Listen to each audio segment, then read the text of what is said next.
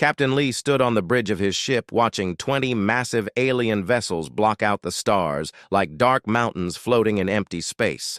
The Vakari fleet had come to deliver their final message to Earth: surrender or die. Every human colony would burn Earth, would become their farming world, and humans would work as slaves until they died. The bridge crew worked quietly around him. Navigator Park studied star maps, looking for escape routes that did not exist. Communications Officer Kim kept sending peaceful messages to the alien ships, but got no reply back. Everyone on the ship knew this was the end of everything they had fought to protect for so many years. Lee remembered when humans first met the Vakari 5 years ago in the neutral space between star systems. They seemed like reasonable people then. The alien diplomats wanted trade agreements and cultural exchange programs. They spoke about sharing knowledge and building friendship between their species. But trade was not enough for them. They wanted planets. They wanted slaves. They wanted everything humans had built. Earth tried talking for 3 long years. President Choi sent the best negotiators in human space. Scientists shared their most advanced technology, hoping to build trust and friendship. Artists created beautiful works, showing humans and Vakari working together in peace. Nothing worked at all. The Vakari kept taking more human colonies. They killed millions of people on border worlds. Each time this happened, Earth leaders said they must keep talking. They must find peaceful ways to solve problems. War would destroy both species. The alien commander sent another message to Lee. The words appeared on his screen in cold blue letters. Humans had 1 hour to surrender completely. If they refused, the Vakari would begin destroying every city on Earth. They would turn the blue planet into burning rock. Then they would hunt down every human in the galaxy until none remained alive. Lee looked at his crew. These were good people who believed in peace. They had families back on Earth waiting for them to come home safely. They trusted their government to find a way out of this terrible situation. But Lee knew something. The aliens did not. Know something that would change everything in the next few hours. Deep in Earth, mountains, and under the cold oceans, humanity had built something terrible, something they swore never to use unless facing complete destruction. The buried fleet slept in hidden bases across 7 continents, ships that did not show up on any official government records, weapons that broke every peace treaty Earth had ever signed. Soldiers who had died officially 20 years ago, but still trained in secret underground facilities. Lee opened a coded communication channel to Admiral Bay in the Pacific Deep Command Center. The woman face appeared on his private screen. Her eyes were cold as winter space and hard as steel. She asked if all diplomatic solutions had been tried and failed. Lee told her they had. She asked if he was ordering activation of Protocol 7, the final option that would change humanity forever. Lee took a deep breath and said yes. The buried fleet would wake up after sleeping for 15 years. The hidden war would begin. Now Earth had tried being peaceful for 3 years. Now the aliens would learn what humans became when pushed too far. Admiral Bay nodded once and closed the communication link. Across Earth, secret bases began powering up systems that had waited patiently in the dark. Weapons that could crack planets began charging with power drawn from the sun itself. Ships painted in colors that absorbed all light prepared to rise from hidden hangar bays. The Vakari fleet commander noticed strange readings on his sensors. New contacts were appearing from nowhere. Ships rising from Earth oceans, more vessels emerging from asteroid belts. His tactical officer reported impossible energy signatures, human ships moving at speeds that should tear them apart. Technology that did not match anything in their databases. He realized Earth had never been as helpless as it seemed. Every peaceful gesture had been a lie. Every diplomatic meeting had been a way to study alien weaknesses. Humanity had never wanted peace. They had wanted time to prepare for total war. The commander tried to send a warning message to his home world, but human jamming systems blocked all communications. Deep under the Pacific Ocean, Admiral Bay walked through corridors that existed on no official blueprints. The Pacific Deep Command stretched for many kilometers under the ocean floor. Massive hangar bays held ships that scanner systems could not detect. These vessels had been built in secret. Factories on distant asteroids using technology that made normal human ships look like ancient wooden boats in Laboratory 7. Dr. Nam checked the final systems that would let human pilots merge their minds with artificial ship computers. It drove most people completely insane within hours, but the volunteers who survived became something more than human. They could think at computer speeds and react faster than any alien reflexes. They became living weapons wrapped in metal hulls. The hangar. Doors opened for the first time in 15 years. Commander O led the first squadron of ghost ships toward the surface. His body was more machine than human now. Cables ran from his spine directly into the ship core systems. He did not need food or sleep anymore. He just needed enemies to destroy. His squadron members were the same. 37 humans who had given up everything human about themselves to become Earth secret guardians. They had volunteered knowing they would never be normal. People again. Their families thought they were dead, their names were carved on memorial walls, but they lived on as Earth. Final weapon on the surface. Captain Lee watched the first ghost ships break through Earth atmosphere. They moved like liquid, shadows flowing between the alien vessels. The Vakari weapons could not lock onto targets that bent light around themselves. Human ships appeared and disappeared, like ghosts hunting in the dark. The alien fleet began taking heavy damage. Ships exploded. In brilliant flashes, as weapons they could not see or track tore through their armor. The Vakari commander finally understood what he was fighting.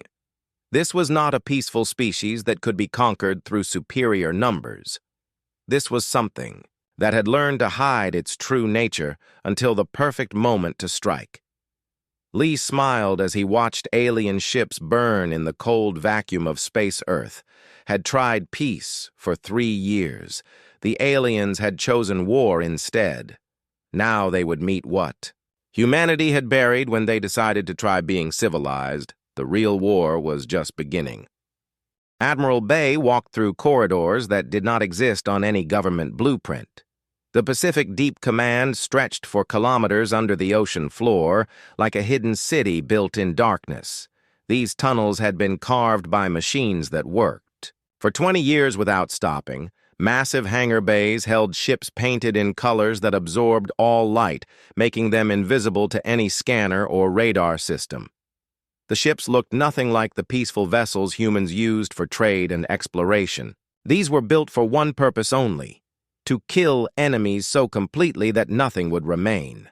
These vessels had been constructed in secret foundries on asteroids far from Earth, using technology that made regular human ships look like wooden boats. Floating on ancient seas, Dr. Nam walked through Laboratory 7, checking the final systems that would change everything. Her neural interface technology let human pilots merge their minds completely with ship computers. Most volunteers died screaming as their brains tried to process information at computer speeds, but those who survived became something that was no longer completely human. The successful pilots could think faster than any organic brain was designed to handle. They could process, targeting data and battle calculations, while fighting at speeds that would tear apart normal ships. Their reflexes became faster than alien nervous systems could match. They became living weapons wrapped in metal hulls that could tear apart anything. That moved through Space Commander O led his squadron toward the surface for the first time in 15 years. His body had been changed by machines and chemicals until more metal and plastic flowed through his veins than blood. Cables ran from his spine directly into his ship core systems. He did not need to eat food or sleep anymore. He just needed enemies to destroy completely. His 36 squadron mates had made the same terrible choice. They had volunteered to give up their humanity. to become Earth Final Guardians. Their families held funeral services for them years ago. Their names were carved on black memorial walls in cities across Earth. But they lived on as something harder and more deadly than any human had ever been. The hangar doors began opening with sounds like thunder rolling across the ocean floor. Water rushed in, but the ships did not care. They were built to fight in vacuum or deep space or the crushing depths of alien oceans. Nothing in the known galaxy could stop them once they began hunting their targets. Meanwhile, on the hidden Titan base, General Song activated the Hammer protocol systems that had waited in orbit for decades. Kinetic bombardment satellites that had floated in stealth mode suddenly came online around Earth. Each satellite carried tungsten rods the size of telephone poles that could be dropped from space. When these metal rods fell from orbit, they hit with the force of nuclear weapons, but left no radiation behind perfect weapons. For destroying alien command ships without poisoning the planets below, the satellites had been disguised as old communication equipment or space debris.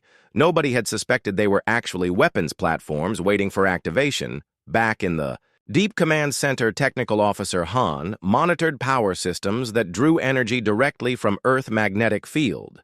The planet itself had been turned into a giant battery that could power weapons beyond anything aliens had ever seen. Cables ran through the ocean floor, connecting hidden bases across all 7 continents. Each base contained weapons that Earth government had officially destroyed years ago, according to peace treaties. Plasma cannons that could melt through the thickest, starship armor, quantum torpedoes that could pass through energy shields like they were made of air, virus bombs that turned enemy computer systems against their own crews with deadly results. The Vakari fleet commander watched his sensors as impossible. Readings flooded his tactical displays. Human ships appeared from nowhere, moving at speeds that should have torn them apart. Energy signatures that matched no known technology in any alien database. His science officer reported that human vessels seemed to bend the laws of physics around themselves. More contacts kept appearing on his screens, ships rising from Earth oceans like metal sea monsters emerging from the deep. Additional vessels materialized from asteroid belts where nothing had been detected before. The human ships moved in perfect coordination, as if they shared a single mind controlling all their actions. The alien commander finally realized that Earth had never been as defenseless as humans had pretended. Every peaceful, diplomatic meeting had been a carefully planned deception. Every trade agreement had been a way to study alien technology and find weaknesses to exploit. Humanity had spent 3 years preparing for this exact moment, his tactical officer reported. Massive energy buildups on Earth's surface and in orbit around the planet. Weapons systems were powering up that registered as more powerful than anything in the Vakari military arsenal. The humans had not just been building ships in secret. They had turned their entire home system into a giant fortress. The first ghost ships reached the alien fleet moving like shadows that could not be tracked or targeted. Human weapons began firing with devastating accuracy. Each shot found weak points in alien armor that should have been impossible to detect. Vakari ships started exploding in brilliant flashes that lit up the darkness of space. Admiral Bay watched the battle unfold from her command center deep under the Pacific Ocean. Her enhanced soldiers were performing better than even the most optimistic projections had predicted. The neural link technology was working perfectly. Human pilots merged with their ships were fighting with precision that no organic crew could match. But this was just the beginning. The real Vakari fleet was still approaching from hyperspace, 200 ships carrying the entire alien military force. The advance fleet had been sent only to test human defenses. Now that the aliens knew Earth had weapons, they would bring everything they had to finish the job quickly. Dr. Nam began initializing the final phase of Project Godkiller deep in Earth. Core massive machines began tapping directly into the planet magnetic field. They channeled that incredible energy into weapons platforms hidden throughout the solar system. Each platform could generate artificial black holes or manipulate gravity itself to crush enemy ships.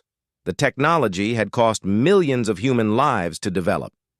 Most scientists who worked on these projects died from radiation exposure or went completely insane from the mathematical calculations required. But their sacrifice had given humanity weapons that could challenge the oldest warrior races in the galaxy Earth had tried. Being peaceful for 3 years, the aliens had mistaken kindness for weakness.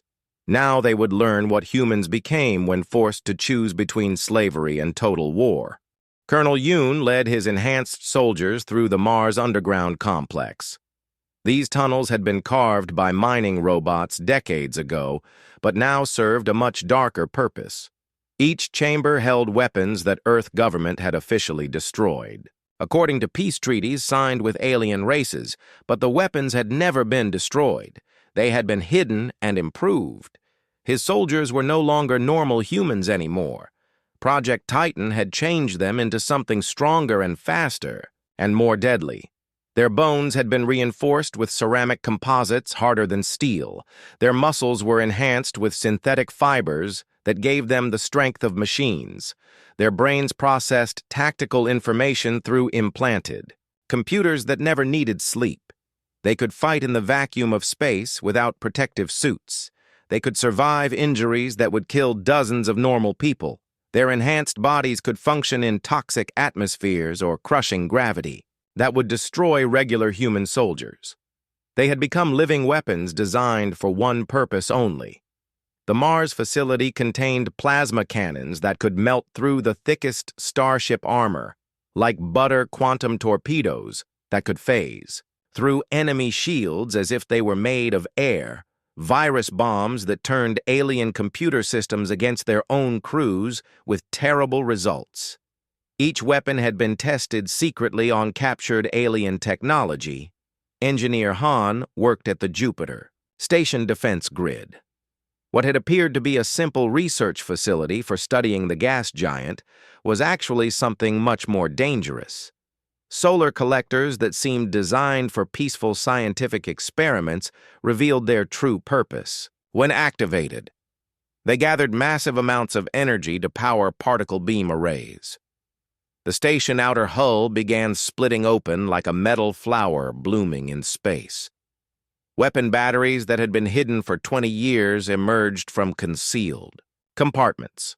Each battery contained enough firepower to destroy entire fleets. The peaceful research station transformed into a fortress that could defend the outer solar system back on Earth. Director Moon watched activation sequences complete. Across the entire planet, the Sahara Solar Array began charging the planetary defense cannon buried deep beneath Egypt's sand dunes. This weapon could fire beams of concentrated sunlight that would burn through any known armor or shielding system. In seconds, the Amazon network came online, revealing a quantum communication system that let Earth coordinate attacks instantly across the entire solar system. Hidden factories deep in Antarctica began producing battle drones that poured out of secret tunnels, like mechanical insects. Each drone was controlled by artificial intelligence that learned from every battle. Underwater bases in Earth, oceans opened massive doors that had been sealed for decades. Submarine carriers emerged, carrying smaller attack vessels designed for fighting in space. These ships could operate underwater or in vacuum with equal effectiveness. Their crews had been trained to fight in any environment the galaxy could offer. The Vakari advance fleet tried to retreat but found their escape routes blocked. Human ships appeared from every direction using faster-than-light drives that should not have existed according to known physics. The alien commander realized Earth had been planning this moment for many years. Every peaceful gesture had been a carefully planned deception. Colonel Yoon's final squad prepared for boarding operations against alien vessels. Their enhanced bodies let them survive in environments that would kill normal humans instantly. They carried weapons that could punch through alien armor and personal shields. Each soldier was worth 100 regular troops in combat. The enhanced soldiers moved through space like deadly ghosts. Their armor was powered by miniature fusion reactors. that gave them incredible speed and strength. They could leap between ships in the vacuum of space or fight inside alien vessels filled with toxic atmosphere. Each soldier had given up their normal human life to become Earth's ultimate weapon. Meanwhile, deep space monitoring stations detected massive energy signatures approaching from hyperspace. The real Vakari fleet was coming. 200 ships carrying the entire alien military force. Their advanced scouts had reported that Earth had hidden weapons, but they had no idea how extensive human preparations really were. Admiral Bay received reports from across the solar system.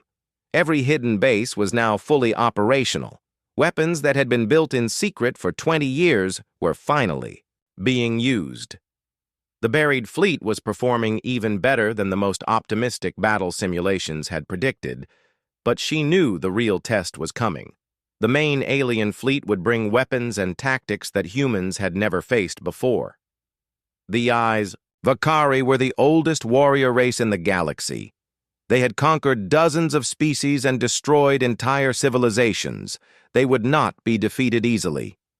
Dr. Nam monitored the neural link systems as human pilots pushed their enhanced minds to the breaking point. Each minute of combat burned away more of their humanity. Soon there would be nothing left but weapons that remembered being human. The cost of victory was becoming clear. The first phase of battle had gone perfectly. Human ships destroyed the alien advance fleet with minimal losses. The ghost ships had performed like deadly shadows that could not be caught or stopped. But the real war was about to begin. When the main Vakari fleet arrived, General Song prepared the final, surprised that Earth had kept hidden. The moon itself had been turned into a weapon platform. Over the past 15 years, massive particle beam cannons were built into craters on the dark side, where alien sensors could not detect them. The lunar weapons drew power directly from the sun through hidden collector arrays. They could fire beams of concentrated stellar energy that would erase entire fleets from existence. The moon had become Earth's final guardian, ready to defend the home planet against any threat. Jupiter Station completed its transformation into a battle fortress, the size of Earth-Moon and armed with weapons that could crack continents. The station had been disguised as a peaceful research facility, but was actually humanity's most powerful military base. Colonel Yoon led his enhanced soldiers toward the first alien ships that tried to land on Mars. His troops moved faster than alien eyes could follow. Their enhanced reflexes let them dodge energy weapons while firing back.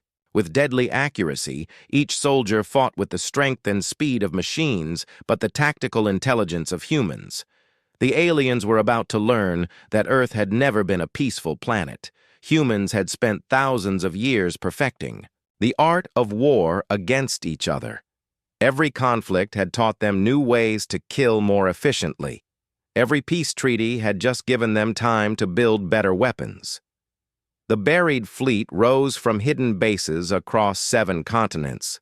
Ships that had been declared destroyed decades ago emerged from underground hangar bays. Each vessel carried weapons that violated every peace treaty Earth had ever signed. But treaties meant nothing when facing complete extinction. The galaxy was about to discover what humans really were when they stopped pretending to be civilized. Admiral Bay watched from her command center as the main Vakari fleet dropped out of hyperspace near Jupiter. The alien formation was massive beyond anything humans had ever faced. 200 warships, each one larger than Earth, biggest cities. They moved in perfect formation like a school of metal fish swimming through the darkness of space. The fleet commander was Admiral Vec, one of the most feared military leaders in Vakari history. He had conquered 17 different species and turned their homeworlds into burning rocks. His ships carried weapons that could boil oceans and crack continents. He expected this to be another easy victory against a weak, peaceful race, but Jupiter's system had surprises waiting for him. The gas giant. 4 largest moons suddenly revealed hidden weapon silos that had been carved into their rocky surfaces. Each moon fired thousands of self-guiding torpedoes that homed in on alien energy signatures like hungry predators seeking prey launched. Plasma warheads that burned hotter than the surface of stars. Europa fired ice missiles that contained antimatter cores hidden in frozen shells. Ganymede released swarms of attack drones controlled by artificial intelligence that learned from every battle. Callisto sent kinetic kill vehicles that could punch through any known armor admiral. Vec watched in shock as his outer ships began exploding under the unexpected assault. His sensors had detected no weapons on the moons they had appeared to be simple research stations studying Jupiter magnetic field and radiation, but the entire system had been turned into a massive trap. Jupiter Station emerged from the gas giant upper atmosphere like a metal mountain rising from colored clouds. The battle fortress was the size of Earth-Moon and armed with weapons that defied known physics, particle beam arrays that could slice through fleets, gravity manipulators that could crush ships into tiny balls of metal. Commander O led his squadron of ghost ships in a desperate attack on the alien flagship. His consciousness had merged completely with his ship artificial intelligence system. Together they became something that transcended both human creativity and machine precision. They slipped through the alien battle line like shadows hunting in darkness. But the neural link was burning away his humanity with every passing minute. He could feel his memories of childhood fading, his love for his family disappearing, his emotions dying one by one. Soon, there would be nothing left but a weapon that remembered being human once. The cost of Earth survival was measured in human souls. His squadron mates faced the same terrible fate each pilot had volunteered, knowing they would never be normal people again. Their enhanced minds could process battle data at computer speeds, but the technology slowly destroyed everything that made them human. They were becoming living weapons wrapped in metal hulls. The Vakari fleet adapted quickly to human tactics. They began using their own secret weapons, viral warfare programs that turned human computer systems into deadly traps, psychic attacks that drove ship crews completely insane, temporal manipulation devices that aged human vessels into scrap metal and rust. General Song coordinated Earth defenses from the war room buried so deep underground it sat near the planet. Molten core status reports flooded in from battle zones across the entire solar system. The buried fleet was performing better than anyone had dared hope, but alien ships kept coming like an endless metal tide. Colonel Yoon led his enhanced soldiers in boarding attacks on alien vessels. Their reinforced bodies let them survive in the toxic atmospheres that filled enemy ships. Their synthetic muscle fibers gave them strength to tear through alien armor with their bare hands. Each soldier fought with the power of machines, but the intelligence of humans. The biological modifications were killing them slowly. Each enhancement shortened their natural lifespan by years. The ceramic bone reinforcement caused constant pain. The synthetic muscles required chemical treatments that poisoned their organs, but they fought on knowing their sacrifice might save Earth from destruction. Dr. Nam watched biometric data from her test subjects. The neural interface technology was working perfectly, but at a terrible cost. Each pilot who linked with ship computers lost more of their humanity. The most successful cases had become essentially machines that happened to be housed in human bodies. The battle reached Earth orbit as Vakari ships broke through the outer defense lines. Alien vessels began bombardment of the planet's major cities, but Earth had prepared. For this moment, the cities were empty shells. Every human on the planet had moved to underground shelters months ago. The buildings above ground were just camouflage hiding massive weapons batteries. The entire planet had been turned into a fortress. Earth itself became a weapon aimed at the stars. Particle beam cannons emerged from fake skyscrapers. Missile silos opened in suburban neighborhoods. Admiral Vec realized he was not fighting a normal species anymore. These humans had spent years preparing for total war. Every peaceful gesture had been a deception designed to buy time for military preparations. Every diplomatic meeting had been intelligence gathering to learn alien weaknesses. His science officer reported energy readings that made no sense. Human weapons were drawing power from sources that should not exist. The planet itself seemed to be generating incredible amounts of energy that fed into defensive systems across the entire solar system. The lunar defense grid activated. For the first time, Earth-Moon revealed weapon arrays that had been hidden on the dark side for 15 years. Massive particle beam cannons began charging with power drawn directly from the sun through concealed collector systems. Dr. Nam made the final decision that would change everything. She activated Project Godkiller weapons, hidden deep in Earth core, began tapping directly into the planet magnetic field. The energy levels were beyond anything ever attempted. The technology could destroy Earth itself if something went wrong. But humanity had no choice. The Vakari fleet was too large to defeat with conventional weapons. Even the ghost ships and enhanced soldiers were not enough. Earth needed weapons that could challenge the oldest warrior races in the galaxy, regardless of the cost. The planet killers began their charging sequence, beams of concentrated stellar energy that could erase entire fleets from existence. The weapons drew power from Earth's magnetic field and focused it through crystalline arrays grown in zero gravity. Each beam contained enough energy to ignite small stars. Admiral Bay received reports that made her smile for the first time in years. The alien fleet was taking massive casualties. Human weapons were performing beyond all expectations. The enemy had expected to fight a peaceful species, but instead faced something that had learned to hide its true nature. The real war had finally begun. Earth had spent 3 years pretending to want peace. While building the most advanced military force in known space, now the galaxy would learn what humans became when they stopped being civilized. General Song watched the main battle unfold from Earth War Room, a facility buried so deep it sat near the planet molten core, where even nuclear weapons could not reach. The chamber walls showed holographic displays of every battle zone across the solar system. Colored lights marked human and alien forces as they clashed in the darkness between worlds. The buried fleet was performing beyond all expectations. Human ships moved like deadly shadows through space. Their neural-linked pilots processed battle information faster than alien computers could calculate responses.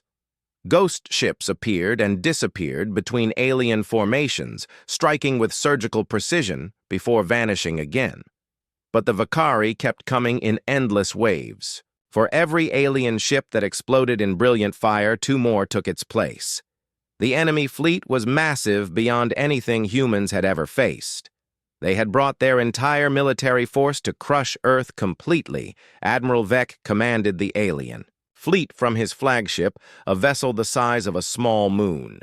His ship carried weapons that had reduced entire civilizations to burning ash.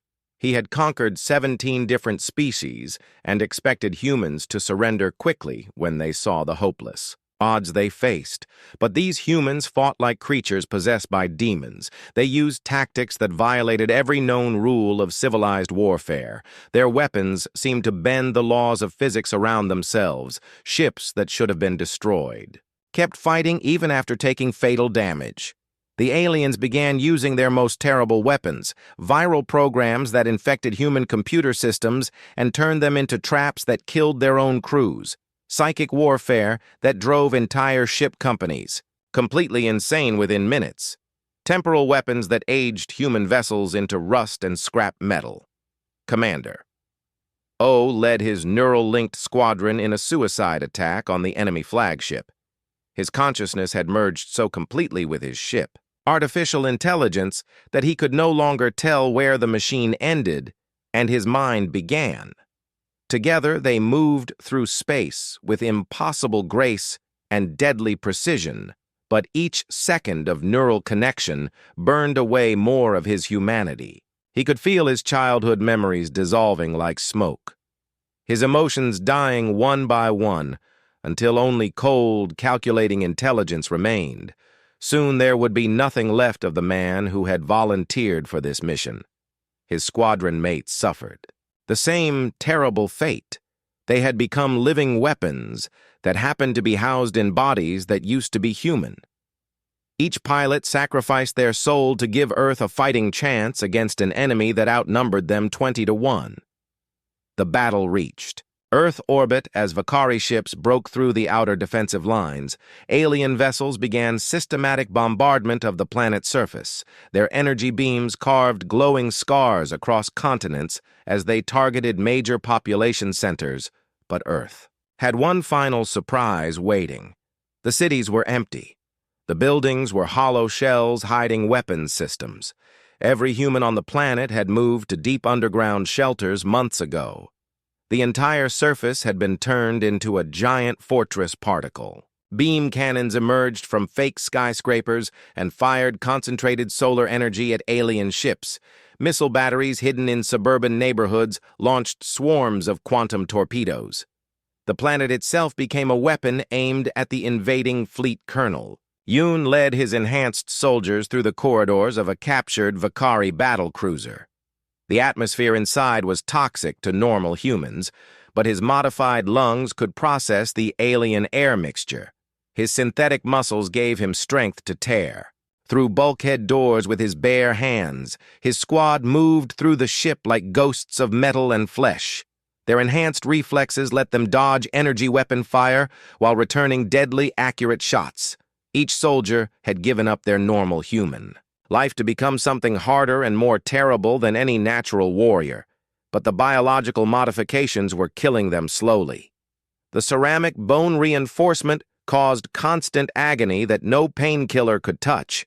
The synthetic muscle fibers required chemical treatments that poisoned their organs with every dose. Each day of enhanced ability cost them months of natural lifespan. Dr. Nam monitored her test subjects from Laboratory 7, deep beneath the Pacific Ocean. The neural interface. Technology was working perfectly, but at a cost that made her weep when she thought no one was watching. Each successful pilot lost more of their humanity every day. The most advanced cases had become essentially machines that happened to live in human-shaped bodies. They no longer needed food or sleep or companionship. They existed only to fight and kill enemies with perfect efficiency. The price of Earth survival was measured in human souls. Admiral Bay made the decision that would haunt her forever. She activated the planet killers. Weapon systems hidden in Earth core began drawing power directly from the planet magnetic field. The energy levels were beyond anything ever attempted in human history. The technology could crack continents or boil entire oceans if something went wrong. But humanity faced complete extinction. The Vakari fleet was too large to defeat with any conventional weapons. Even the ghost ships and enhanced soldiers were not enough. Massive particle beam arrays began charging with power that came from the planet itself. The beams would contain concentrated stellar energy that could erase entire fleets from existence. Each shot would be visible from other star systems as matter converted directly into pure energy. The lunar defense grid revealed its true purpose. Earth-Moon had been turned into a weapon platform over 15 years of secret construction. Particle beam cannons emerged from craters on the dark side where alien sensors had never detected them. Jupiter Station completed its transformation from peaceful research facility to battle fortress, armed with gravity manipulators that could crush enemy ships into balls of compressed metal. The gas giant itself began generating artificial lightning storms that interfered with alien navigation systems. Colonel Yoon died fighting in the engineering section of an alien dreadnought. His enhanced body finally failed after taking damage that would have killed 50 normal people. But his sacrifice allowed human forces to capture intact enemy technology that would be studied and improved. The war was changing both species in ways that could never be reversed. Humans were becoming something harder and more terrible while aliens learned to fear a race they had thought was weak and peaceful. Admiral Vec sent his final transmission to the Vakari home world, warning them never to underestimate humans again. These creatures were not what they pretended to be. They were survivors who had spent centuries learning to kill efficiently. The planet killers fired for the first time in human history. Beams of concentrated stellar energy lanced out from Earth's magnetic field and struck the center of the alien fleet. Matter converted to energy in explosions that could be seen from distant galaxies. Ships did not just explode. They were erased from existence, leaving only expanding clouds of superheated plasma where proud warships had been moments before. The alien fleet began retreat. But it was already too late. Earth had tried diplomacy for 3 years. The aliens had chosen conquest instead. Now they faced the buried wrath of a species that knew how to make war better than any race in the galaxy.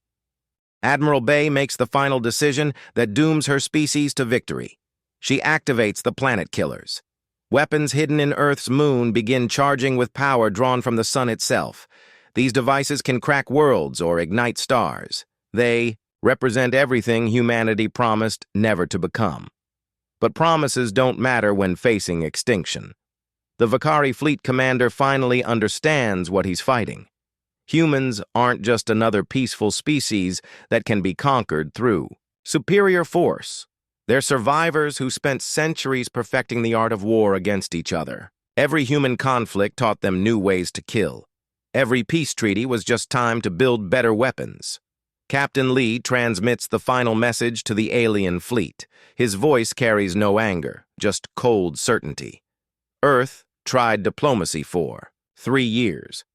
Humans offered friendship, trade, and cooperation. The aliens chose conquest instead. Now they face what humanity buried when they decided to try being peaceful. War machines built by a species that spent 10,000 years learning to kill efficiently. The planet killers fire.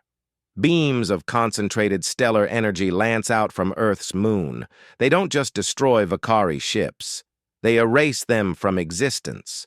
Matter converts directly to energy in brilliant flashes that can be seen from other star systems.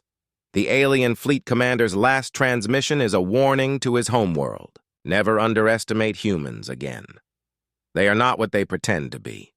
Colonel Yoon dies fighting in the wreckage of an alien dreadnought. His enhanced body finally fails after taking injuries that would have killed 20 normal people. But his sacrifice allows human forces to capture intact alien technology. Earth will study their enemies' weapons and improve them. Next time, there won't be a battle. There will only be slaughter. Dr. Nam shuts down her laboratories as the last alien ships flee or burn. Project Godkiller succeeded beyond her darkest calculations. Humanity won, but the cost changed them forever. The survivors are no longer entirely human. They're something harder and more terrible, something that other species will fear when they hear Earth mentioned. The war ends with Vakari surrender, but peace means something different now. Earth's buried weapons stay active. The enhanced soldiers remain on duty. The ghost fleets patrol between stars. Humanity tried being peaceful once. They won't make that mistake again. The galaxy learned what humans become when pushed too far. Some knowledge can't be forgotten.